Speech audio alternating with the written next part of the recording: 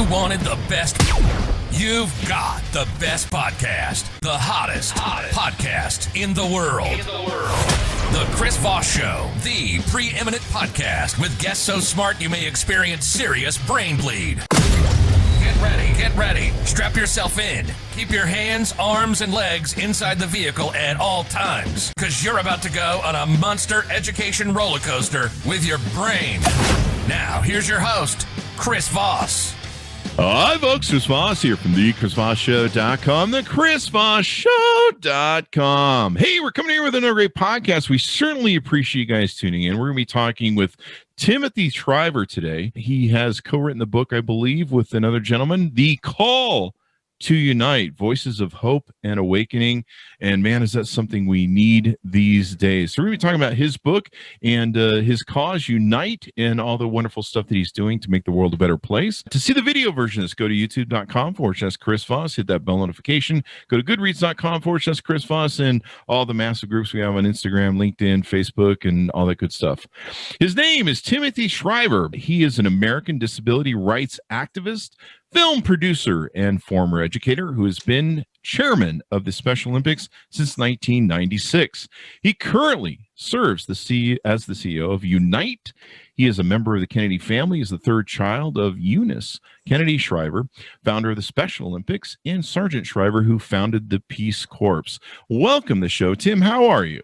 Thanks, Chris. Thanks for having me. I'm feeling good. We've had a really wonderful time with this book. The response from people has just been overwhelming, and it's buoying my spirits as we hopefully turn the corner towards spring and reopening and maybe a new sense of possibility for each of us individually in our country. I know we're not out of the woods yet, but I'm feeling like my shoulders are stretching a little bit and my neck is feeling a little looser, and I'm excited. Definitely. And you've got a whole list of the books behind you there, just enticing people to go order that baby up. What .coms or what links can people go to find out more about Unite and what you're doing? Our little small organization is called Unite, and we're at unite.us. And you'll find everything from the streamcast, you'll find the videos of President Bush and Common and T.D. Jakes and Amy Grant and Oprah and my sister Maria and everybody in between. The Alvin Ailey Dance Company, just some extraordinarily generous and gifted contributions that if you're looking for a moment where you're thinking to yourself, I'd like a pick-me-up. I'd like someone to help me figure out what to do with this, the anxiety or the pain, the tension in my family. People say this all the time, what do you do with the tension in your family? It's there. Your fellow citizens are ready to lend a hand. And that's what this book is about. It's a beautiful, it's a beautiful hardcover book. And it's the kind of thing you could bring to a dinner party if you want to bring a gift instead of a bottle of wine. Bring some inspiration if you've got someone coming up on a birthday or a graduation where maybe it's been a tough time for them. I think this is the kind of thing where you give it to someone, they put it at their bedside table, and you only have to read a page at a time, right, Chris? I think you told me you've listened to parts of it. Yeah, I got the audiobook. But the written version, most of the contributions are just a page or two. Mm-hmm. And I almost give you a money back guarantee. Almost would give you a money back. If I knew how to do a money back guarantee, I'd do it, because it's a real companion for the soul and for the heart. And I think it's something we're all looking for now. We get so much bad news. Well, how about a little bit of news about what's good about us? That's what this book is. And it reminds us of a better time, whereas whether we're Americans or whether we're people of the world, we were certainly more united, at least at what we thought. For the most part, we have our moments, but for most part, what we felt was right or wrong, or standing up for people that were marginalized or trying to do the right thing. It's an imperfect union. But I think this is a good book for its time, because there's not been no one that's been exempt from this sort of tragedy. It touches everybody. In fact, some of the stories I was listening to on the audiobook, it starts out with a lot of stories from nurses. And I was going to mention too, I really liked the intro you had from Martin Luther King. That was really moving. It really spoke to the time and laid a good foundation for the book, and then your forward. But listening to some of the nurses talk about their experience and the complexity of what they've had to deal with, because they're not used to, they're used to providing care, but they're not also used to exposing themselves to target and other diseases as viral and crazy as this one is. Yeah. It's touching and moving, heartbreaking, but I think it's also necessary because it helps share with us their experience and realize the gravity of their stories and situations. It's people say, well, is it depressing? I say, oh no, it's not depressing at all. In fact, it's the opposite. It is actually allows us to go. The selection you're referring to, Danielle Schmall, she writes in the book about day after day, seeing more and more people coming in and then running out of ventilators and then not being able to let families in and then accompanying people through their last breaths. And then one, and then another, and then another, and then another. And she goes home. This is in the thick of the disaster. And she can't even go home. She has to go to a hotel. She gets in the Uber and she just loses it. She just breaks down. She's sobbing. And she mutters, I don't think people understand what we're going through. And the driver turns to her and says, how could we if you don't tell us? I feel like at that moment, Danielle Schmall, she went home and she did a video and it went to millions of people. Mm-hmm. But the advice that driver gave her, how can we understand what you're going through if you don't tell us? Mm-hmm. Imagine if, as a mom or as a dad, your kids will say to you, I'm a dad, how many times my kids have said to me, you don't understand what I'm going through. I wish I'd have the wisdom to say, how can I if you don't tell me? Yeah, that's very powerful. I wish, as we talk about our politics, when you see these strident politicians, you're an outrage, you're disgusting, you're contemptible, you're a bad person. How about if they just stopped and said, could you help me understand what you're going through? What if that was the first part of the debate? Just so, there's a beautiful selection in here from Dr. Rita Walker, and she says, practice the ABCs. A is assume you can help. B is be a good listener. And then the zinger is C, cancel judgment. Oh. Imagine assuming, Chris, you can help that person out there. Because a lot of times we think I can't help. What can I do? But maybe you can help by doing something as simple as being a good listener. As long as you're willing to cancel judgment, just let the person's story be told and without judging, be a good listener. My goodness, what we couldn't learn from each other and how much change we couldn't have if we just practiced what Dr. Rita Walker says. But the book, so this is what the book does. I get going and I'll tell the stories and you see these beautiful pictures in the book. Franciscan Father Richard Rohr, this is an apocalypse, but he doesn't say that, meaning it's the end of times. He says it's the pulling back the veil for a new time. Mm. And our challenge is to define what the new time will be. It's quite a beautiful selection. We have doctors here who write poetry in tribute to the experience they've had. We've got people who you got Pastor Rick Warren, you got Oprah talking about our country has an inner life. I never thought of that. That's interesting. I think of me and you as having an inner life, maybe even a family, but how about a country? Mm-hmm. If our country has an inner life, maybe we need to spend a little time in detox. I was talking yesterday to the great singer Jewel, who's got a beautiful selection in this book where she talks to a young person. A lot of us know young people who are struggling. There's young people in here who say, hey, I'm struggling, and they hear back. Here's how to get support. Jewel says most of our media, this is her language, I just love it, is fear porn. Yeah. We spend so much time just channel surfing, looking for things that scare us and feed our fears. This is the book. I'm not going to use the word porn, but this is the opposite. Mm-hmm. This is because Arthur Brooks, who's got a beautiful selection in here, the great conservative scholar, it reminds us the opposite of love is not hate to Arthur Brooks. The opposite of love is fear. And so if you're feeling fear, you need more love. And what you speak to is so important. Being a very large in social media in my early days, I used to put out quotes of different people across Twitter, and they're just random, and I'd send them out. And I've had 2 people that wrote me over the last 12 years saying I was going to commit suicide today, and what you put up changed my mind and pulled me back. And we don't know sometimes how much we have that effect on other people. There was also a time where when my dog passed just overnight from a seizure, and I didn't want to share the private hell that felt like. And I finally just put it on a Facebook post, and I just bled it out, just all the pain and the hurt and the loss. And I had people write me and thank me because they took being able to live through my experience, they learned from it, and they found that they hadn't gotten closure with their parents' death or dog's death, that there were things that they'd skipped.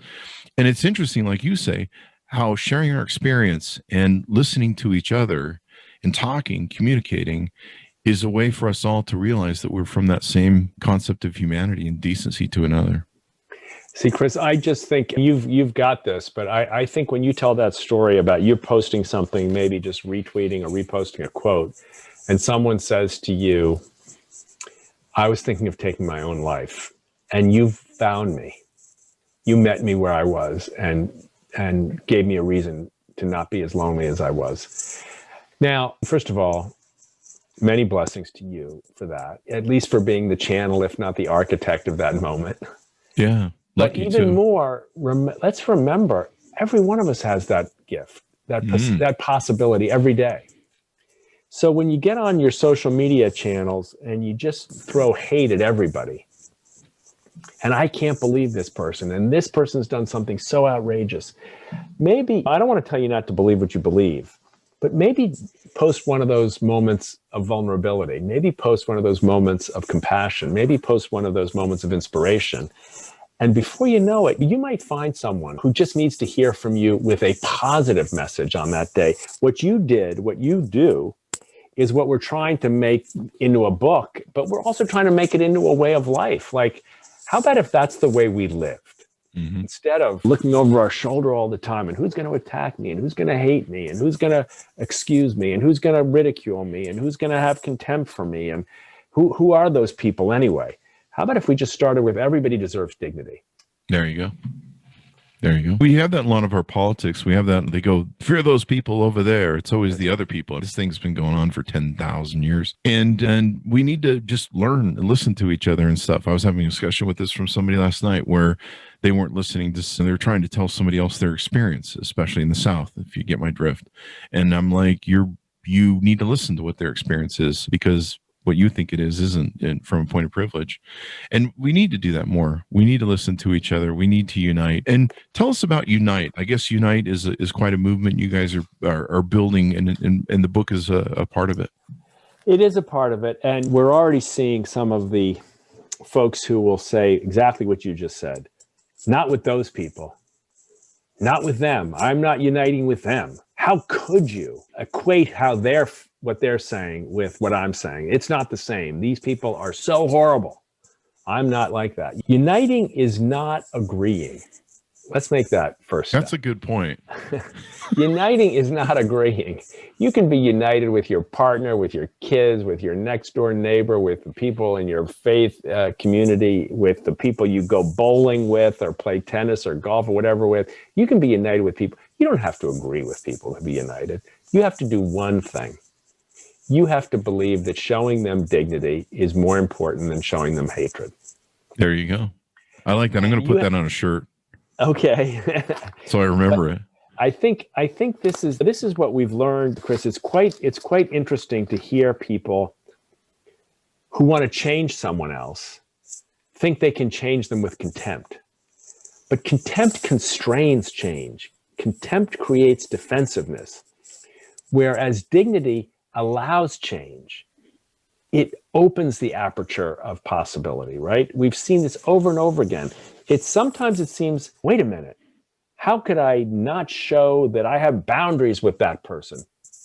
A uniter would say, show the boundaries, but show them with dignity, because that's the way in which you might have a chance of finding a way around the boundary. We don't want people to think that the call to unite or unite.us is a movement designed to erase difference. It's not. Uniting is all about celebrating the diversity of all of our differences. And uniting is not about everybody should agree, because that's crazy. That's not going to happen. Mm-hmm. But uniting is about creating a new foundation. Like, you can be a Democrat or Republican, you can be from this part of the country or that part of the country, or this particular orientation or that particular ethnic group. What we say is add one more identity to whatever are yours. Add the identity of a uniter. There you go. And that gives you the chance to actually just as you said, understand, and maybe in understanding, be a much more effective agent of change. This is a great message too. When I first was going through the coronavirus experience of lockdown and everything was collapsing in events and stuff, I was initially fairly depressed. And one of my friends wrote on Facebook, he wrote, there's two things you do right now. Either be a lifter or find a lifter. But that's what you do. And so I sat down with my assets and I went, what do I do? I've got a podcast and let's try and lift. And it was hard. I had to fake it till I made it the first 4 or 5 shows. But this is a great concept that you guys are doing, because be a uniter, be a lifter, inspire people. So many people, and let's be honest, I completely agree, Chris, that a lot of people are still struggling. It's not over. Yeah. There's a lot of depression out there. It's okay. That's the first message. Don't deny it. Don't be ashamed of feeling down in these times. There's a lot of anxiety and fear about the future. It's okay. Mm-hmm. What this book says is there's somebody out there ready to listen. Mm-hmm. And there's someone out there who, if you give them a chance, is probably willing to carry a little bit of the load for you.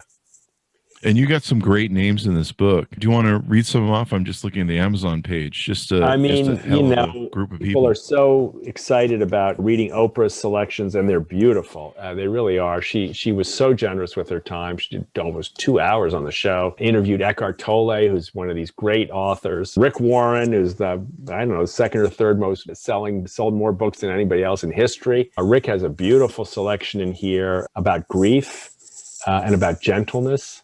And Rick includes his email. Wow, he puts it in there. And he says, the reason he puts it in there is just what you said before, Chris. He said, if you're down, and if you're depressed, and if by chance you're at a point where you may be thinking of taking your life, don't. Mm-hmm. Write me. Call me. That's awesome. We'll have people that will respond to you right now. And so right here in the book, there's that level of compassion coming from people. Jay Shetty's got millions of followers. He has a beautiful selection. Never diminish someone else's suffering, but don't stop celebrating. There you go. I love that. That's beautiful. Just beautiful. Yeah. So Common, the great hip hop star Common, wrote music, but he's got a beautiful poem in here about finding and listening to the sounds of angels that play in our souls. Mm-hmm. And then he plays. I mean, it's spectacular. Amy Grant, the great country star, crossover star, leads a beautiful meditation. Jewel, as I said earlier, teaches a lesson on mindfulness. It's almost as though no matter what you're going through, there's someone in here, there's someone in the human community. What this book is saying is, even if they're not in this book, there's someone out there who's offering and ready to help you. Most definitely. Just Van Jones, Elizabeth Gilbert, you mentioned Amy Grant, I think. The videos, too, that you guys have on the website. We talked before the show about how I watched the George Bush video, and wow, that's just wow. If you don't tear up, listen to that and how moving that is. I don't know what to tell you.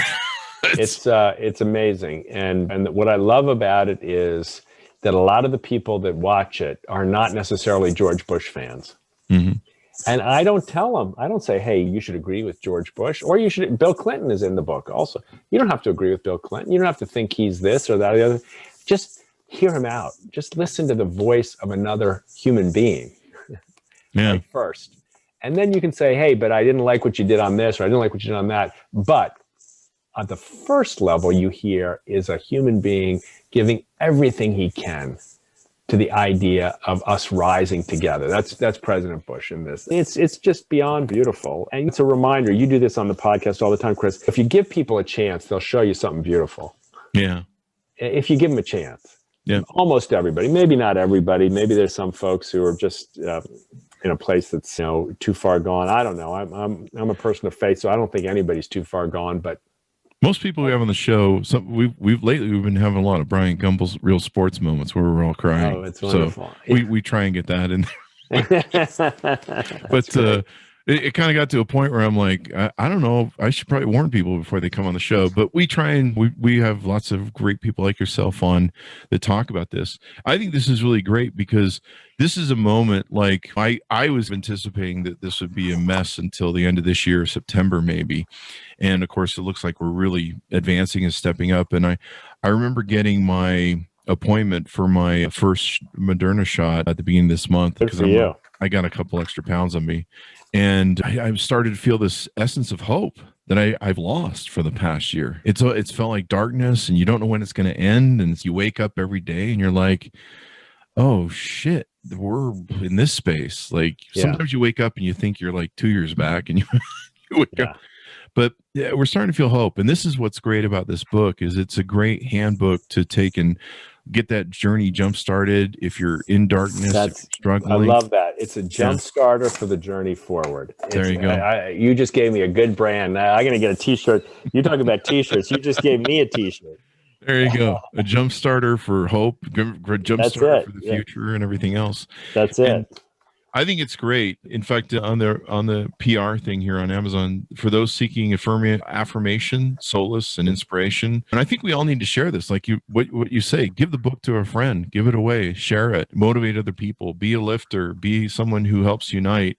And I'm hoping that between politics and remember that we're all Americans. I'm a big John Lennon fan. Imagine that song. That's another set of things I live my life to. And just realizing we're all human beings. We're all trying to get through this together. But look how successful you've been, Chris. This is what I remind people say to me, oh, the country's the worst. But look how successful you've been with a message basically, and I don't want to characterize it more than you already have, but it's basically a message of being honest and true to a positive and hopeful outlook. Between you and your fellow messengers of that sort, there's more people watching and listening to you than there are listening to the hate people. It's just that the hate people are really loud. Desmond Tutu, who contributed to the show, once gave a speech and he said, people always say evil is more powerful than good. And his response was, it isn't. He said, but sometimes it's better organized. So those of us who want to opt for, and I don't want to put myself as a good person, I'm just saying I believe in the goodness of people. We got to be organized. And that's what you're doing. You're organizing your listeners, you're organizing your viewers around messages that can inspire and elevate their hearts and minds and make them into the best versions of themselves and the best versions of themselves for each other. But sometimes we get more discouraged than we should, I think. And what I hope this is why I hope people will, don't look at this as just a book you read. Look at this as a book you give. There you go. Because there's someone, in the same way you give your voice and you give your story on the podcast, this is like a way of channeling the same kind of gift, right? I want to, when I come over to your house to visit, when we finally get back together, I want to give you something that I hope will help be your jump starter for the future. That's what we hope. And the contributors in here are so generous, all of them. All the proceeds, by the way, from the book go to continue the work of Unite, to try to create this collective of the human spirit, to put love into action and bring us closer together. I hope people will find in it a real sense of support and fun. There's laughter in the book. There's tears in the book. But most of all, there's inspiration. And then you've got a lot of great projects on the unite.us page too as well. And then, of course, the videos are just extraordinary to watch. Yeah, I mean, here's the thing. People came to us after we did the show and said, look, can you help us unite people around COVID? And my first reaction was, we're not experts on COVID. And they said, these were people and doctors and nurses. They said, well, we don't need you to be experts in the science. We need your expertise to help bring people together. So we launched something called the COVID Collaborative. I don't know if you saw last week, we launched our ad campaign with the COVID Collaborative. Guess who's in it? George W. Bush, Barack Obama, Bill Clinton, and Jimmy Carter. Yeah. In his late mid-90s, right? He's still doing those homes getting his COVID shot and telling people to get their shot. So we've launched an initiative around COVID. We've launched an initiative around changing the relationships between the law enforcement communities and the communities in which they police. And there's more coming. The truth is that uniting is a really good problem-solving strategy. It's not just a good feeling strategy. And the book has that too. The book has examples of, one author writes in here about the value of writing a love letter. Even if it's someone that you haven't talked to in a while. So you can imagine, Chris, go back 5, 10, 15 years in your life. There's someone whose path you crossed that you haven't kept up with. Sure. So one of the selections in here is to take out either a piece of paper, or now I suppose we could do it by email, And take 2 sentences. Dear, if it would be me writing to you, dear Chris, we haven't seen each other in forever, but I just want you to know how much I valued your friendship and I love you. Best wishes, or love, Tim. Put it in the mail. There you go. Extend the energy of, so there's ideas in here about how we can not only think and feel differently, but do differently too. And use those tools to unite us. So there's that. Exactly. I was thinking about writing a letter to my dad, who's passed, of course. Maybe tell him I love him. It's been really an interesting experience when COVID came around, because it has a very interesting dynamic. No one's immune to getting attacked from it. No one's immune to losing family members from it. It doesn't target any certain sociology or people of any different level. It's like everyone's expendable by this thing, or potentially expendable, and everyone can get it. It's highly contagious, and it's just insidious in the way that it's built and designed. And I remember sitting down at the beginning of COVID and thinking, I really need to try and figure out what's important in my life right now. Yeah. And it really gave me this focus. And I said, what's important? And I go, I love my mother, and I love my 2 sisters, and 2 of my sisters were in care centers. One still is.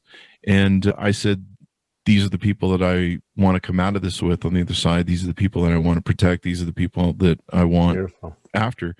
And hopefully a lot of other people had that same focus, where they looked around and said, who gives a shit about the car and the whatever else? The people that I love, the people I care about, this is, you had to look at them and go, these people are expendable. They could disappear tomorrow, especially with the insidious nature where you can even hold the hands of your loved ones. And some of the people in the book talk about this, where they had to do the call, where they called, I think there's one story where they called the loved ones from the hospital bed, and she tells them how much she loves them and that they're putting her into a ventilator. Yeah. I love you. I love you. I love you. Now they're putting the ventilator in. Yeah. It's just so heartbreaking, some of the different stories that came out of this. It's so heartbreaking, and we just have to acknowledge that. Pastor Rick Warren says we've been living a tsunami of grief, and what he says is, be gentle. Be gentle with yourself, gentle with others. Maybe people always say these things fade away and everybody goes back to the way they were. I guess that's probably the true of human history, but goodness, maybe just a little more gentle with each other. Yeah. Does that sound like soft, or does that sound silly? I don't know. To me, it sounds like, wow, that would make me happy. My sister Maria, she writes a beautiful essay in the back of the book, and she's got hundreds of thousands of followers and the people who really count on her for inspiration every week with her Sunday paper. She writes about how COVID has helped her, just to the exact words, what matters most. And she said, what matters most is my happiness. And maybe I've been looking for it in the wrong place. And almost the same journey you just described. Maybe I've looked for my happiness in my achievements, in my success, in my Emmy Awards or my Peabody Awards or my house or my cars. And maybe it's been hiding in plain sight the whole time in my relationships. One of the things I wrote about my mom in spending more time with her with the coronavirus is I wrote down something to the effect of don't take her for granted and appreciate her more, because I realized how expendable she suddenly had become. She was 77 at the time, and she's got really bad asthma, diabetes. She was falling a lot, and perfect target for this evil virus. I've got a sister who has MS and dementia in a care center, and then my other sister at the time had cerebral palsy. She was pretty much challenged from the age of 3, sent home to pass away, and she's unfortunately spent her life in care centers. But I had all 3 of these people in my life, and I went, these are the 3 most important things I have. Nothing else matters. Wow, isn't that beautiful? 3. And that's my whole goal, is to get through this. And fortunately, both of them have now gotten their vaccines. We got lucky with my one sister who had MS. She ended up getting in COVID. We're in Utah, and they're not really excited about wearing masks and stuff, but she got COVID, and we just got the luckiest experience where she didn't even know she had it. Wow. So that was, that was some luck. But everyone's got their shots now, so I think this is great. I think it's beautiful. I've been joking, half joking, that we need to have a national mental health we do thing. But I love the idea of your book, because it really gets down to what, and we all have to realize too, like you say, right now, we're all struggling. We're all dealing with kind of almost the PTSD of this coronavirus. The other day I saw that, in fact, today we just got the call that I can actually go hug my sister for the first time in a year. Oh my God. And that, will you post pictures? I hope you'll post pictures. I will. And, but just being able to realize that there's so many grandparents and so many parents that haven't been able to touch their loved ones, to put their arms around them. And a lot of my friends now are posting on Facebook. They're like, I get to hug my grandkids now. And that's wonderful. So I'm hoping that we all learn from this, because I don't ever want to forget focusing on what's important, and whether someday it's a car or the house or whatever sort of silly boat, whatever I'm chasing. Hey, remember the important people and the difference they're making in your life. And hopefully we all get the book, share the book, and share the message. I'm super grateful that you're having me in this conversation, Chris. I'm super grateful that you're carrying that message, because I don't know what it is about us humans, but we just seem to trip over ourselves sometimes. We just seem, when you mentioned that boat, I got to be honest, like I have a soft spot for sometimes when I'm bored, I look at boats on the internet. I know that sounds ridiculous. No, everybody has their thing. I just love being on the water, and sometimes I'll look at 100-foot boats. I just look at boats. I like the pictures. It's crazy.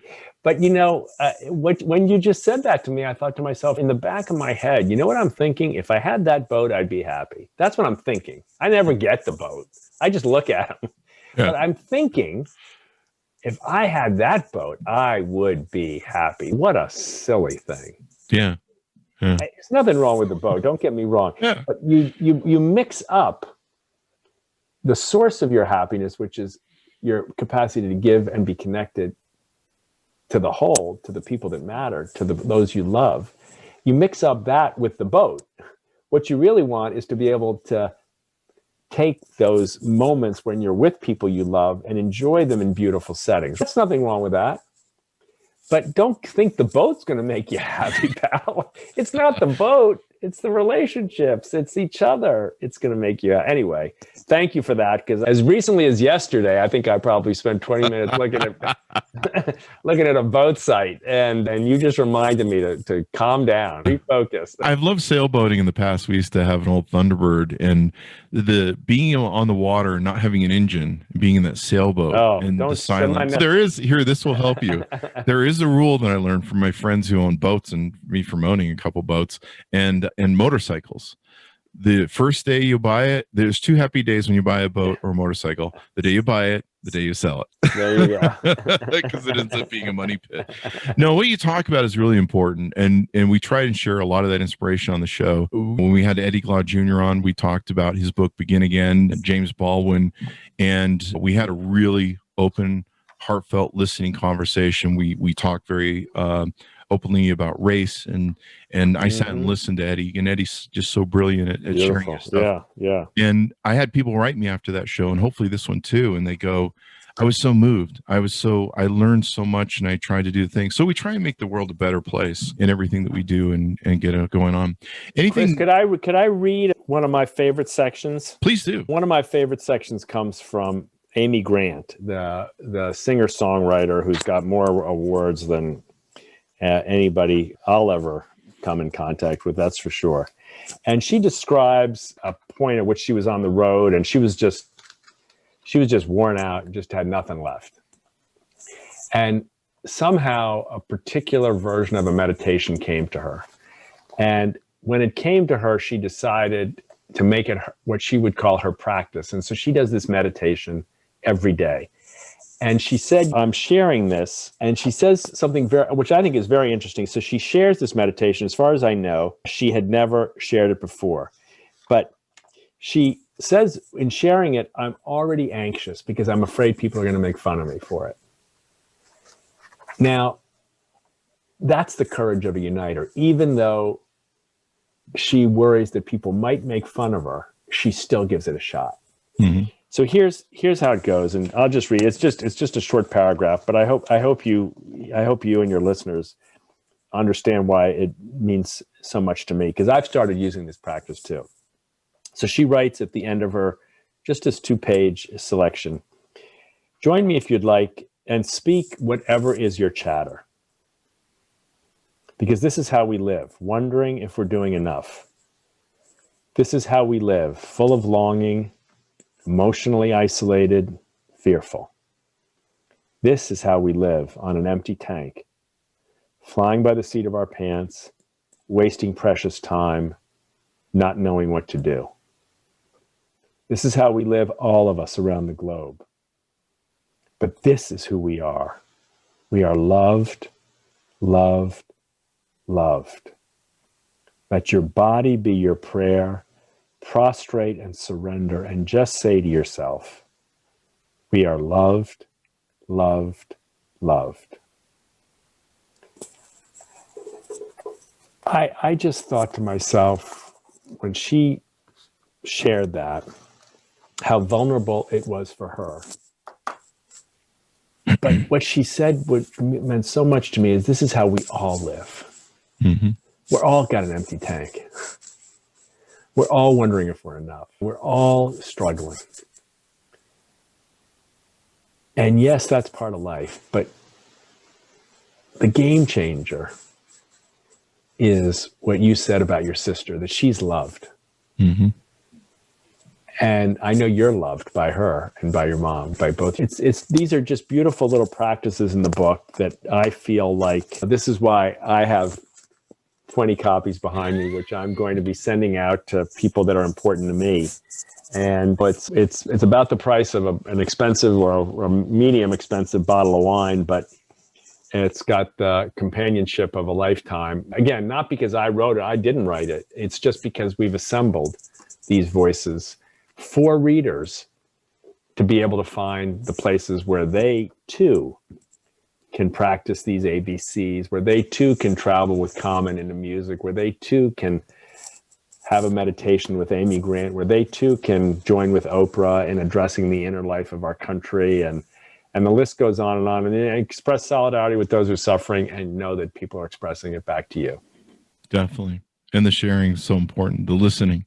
And especially for people that, like you said, where we have different, whether it's news or whether we have politicians or anybody saying, you need to fear that person. We need to listen more. We need to reach out. We need to hug more. I can't wait to hug everybody. I've been telling the joke that once this pandemic is over, I'm going to go live at Denny's for a month. I'm just going to take out a corner. I'm going to go to the malls and lick all the glasses, the glass walls, and all the handles. Be careful with some of that. It's a new day now. We got to be a little careful. Yeah, I'm just going to walk up to strange people and go, "Do you want to make out?" Don't do that, Chris. We can make out now. Don't do that. We don't want you off the air. We want you okay. Don't do that. But yeah, offer yourself.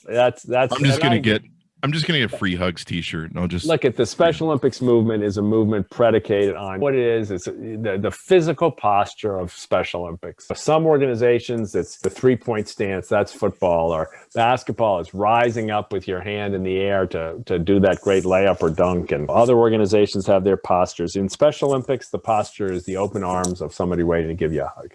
Yeah. And it doesn't mean that it was easy.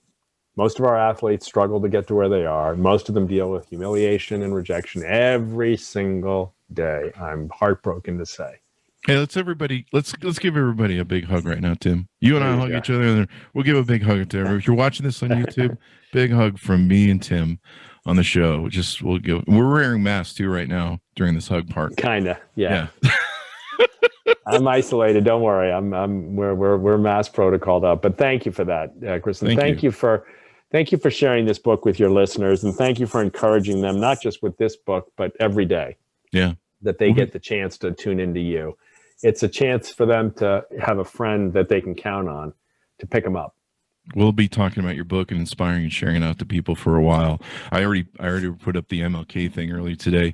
I was really inspired by that. Anything more you want to talk about as we go out? I think, I feel really grateful to you. Mm-hmm. Feel grateful to listeners who have stayed with us, and I feel hopeful about the future, and that's maybe the hard part. Being hopeful. Let me just close with the dedication. There you because go. this might surprise some of your listeners. We open the book with a dedication, and this is, by the way, is the first book. My sister has an imprint now. It's called The Open Field, and this is a book from her publication, her publishing house. It's called The Open Field, and we dedicate it here. So tell me what you think of this. To the prophets and dreamers, dismissed as traitors for seeing unity in humanity. That's beautiful, man. That's beautiful. To the prophets and dreamers, dismissed as traitors for seeing unity in humanity. So I just want to say to folks, if people make fun of you because you see unity in humanity, if people tell you you can't cross the line and talk to people on the other side and see unity in humanity, if people say to you, that's ridiculous, that's naive, you're going to get burned, you're going to get hurt if you see unity in humanity, you're one of the prophets and you're one of the dreamers, and you may be dismissed as a traitor, but don't stop seeing unity in humanity. It's who we in my view, that's who we are.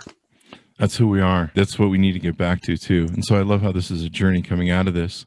As we go out, there's one thing I like to cover and close on my side. Now that you've closed on your side, I got a closer on my side. One of the things that did get me through this was your Uncle Bobby and his Ripples of Hope speech in South Africa. And of course, I watched a bunch of his speeches. His speech, I think it was Philadelphia at Martin Luther King's passing. But the line from that speech, may you live in interesting times. That has echoed in my head for the last year. And his Ripples of Hope speech, where he says, it is from numberless diverse attacks or acts of courage and belief that human history is shaped.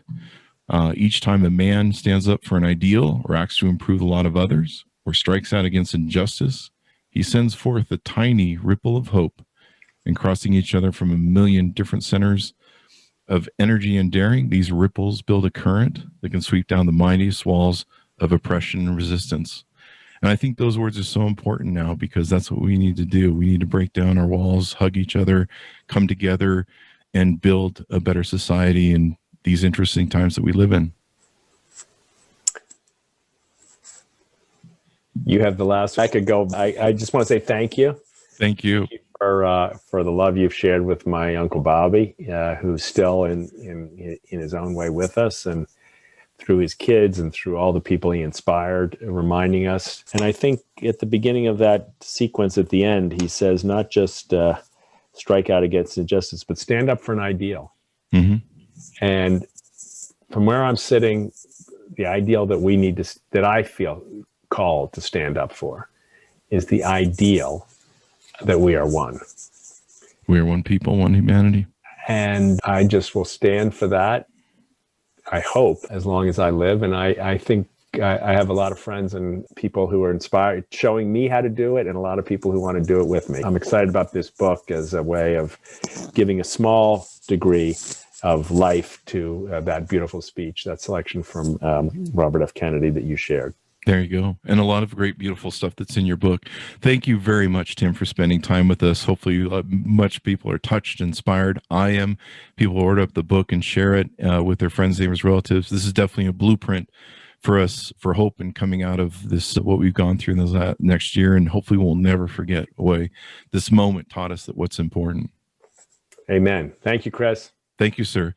Thanks to my audience for tuning in. Be sure to go to youtube.com and Goodreads, Facebook, all those other different places. Do you want to give us the .com to unite? Unite.us. Unite.us. It's what could be a better URL? Unite Us is the site for all the videos, all the programming that we're doing at Unite, and to find out more about the book and join us in sharing it with as many people as you can. Unite.us. And of course, if you've got the time and you've got the disposition, put some comments up on Amazon. The more we reinforce each other in this work, the more likely it is that people will see it as a community they want to join, not just as a show or a book that someone's peddling. So please take the time on Facebook, at Amazon, to share your comments on the book. And if you're so disposed, to share the book. Thank you. There you go. Thank you, Tim, for your inspiration and your book. To my audience, be sure to wear your mask, stay safe, take care of each other, and we'll see you next time.